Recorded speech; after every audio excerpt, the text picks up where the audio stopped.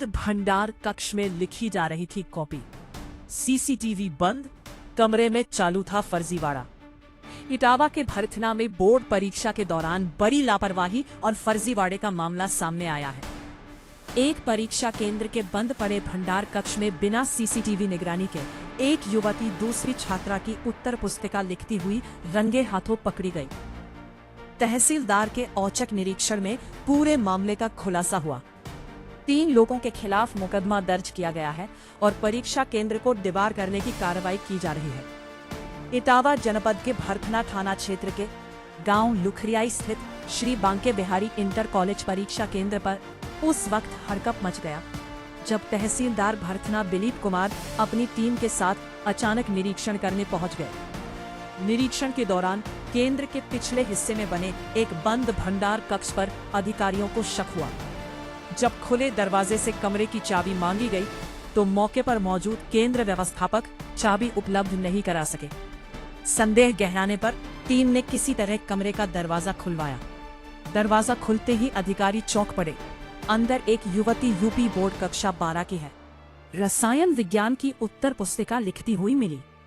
कमरे में कोई सीसीटीवी कैमरा नहीं था।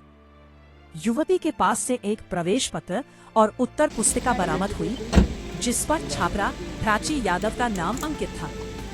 अधिकारियों ने युवती को मौके पर ही पकड़ लिया।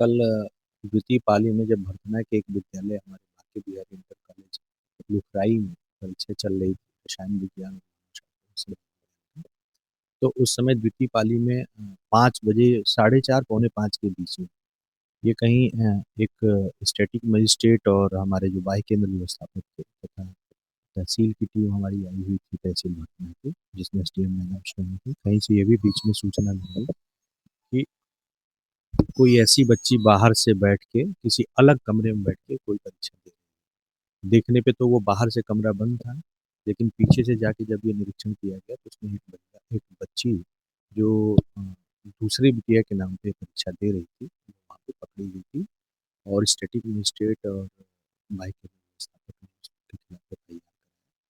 क्योंकि ये व्यवस्था ऐसी थी कि विद्यालय में उस जो 7 कक्षा में परीक्षा चल रही थी उसके भीतर वो बच्ची पाई गई थी। इस वजह से स्टैटिक मजिस्ट्रेट और वाई केंद्र व्यवस्थापक ने ये माना कि इसमें केंद्र व्यवस्थापक की संलग्नता थी, संलिप्तता थी कहीं न कहीं।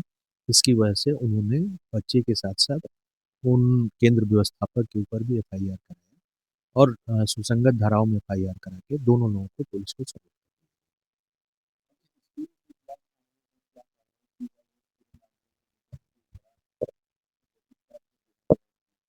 निश्चित रूप से ये बड़ा ही चिंतनीय विषय है कि जब जब जिला प्रशासन और शिक्षा विभाग की टीम पूरी लगी हुई है, उसके बाद भी इस तरह की कार्रवाई या इस तरह की चिंताजनक बात हुई है, तो इसके लिए हम लोग ये 2 कार्रवाई तो सुसंगत धाराओं में मुकदमा पंजीकृत कराने के लिए हुई गई है। लेकिन विद्यालय पर हम लोग दीवार करने की भी जो प्रक्रिया होगी उसको आगे बढ़ाएँ, ताकि आगे के वर्षों में ये विद्यालय माध्यमिक शिक्षा परिषद की बोर्ड परीक्षाओं में सेंटर न बन सके और हम अपनी जो माध्यमिक शिक्षा की बोर्ड की परीक्षाएं हैं 10वीं की और 12वीं की वो सकुशल संचालित करें। निश्चित रूप से हमने तो जनपद स्तरीय मीटिंग में जिलाधिकारी महोदय ने और खुद कप्तान साहब ने इसके लिए इन लोगों को चेतावनी भी दी थी और सजग भी किया था कि अगर कोई भी इस तरह से अनैतिक कार्य या गैर संवैधानिक वर्क करते हुए पाया जाता है तो उसको उत्तर प्रदेश सार्वजनिक परीक्षा नकल निवारण अधिनियम 2024 की विभिन्न धाराओं जो सुसंगत धाराएं हैं उस धाराओं के अभियोग पंजीकृत कराया जाएगा।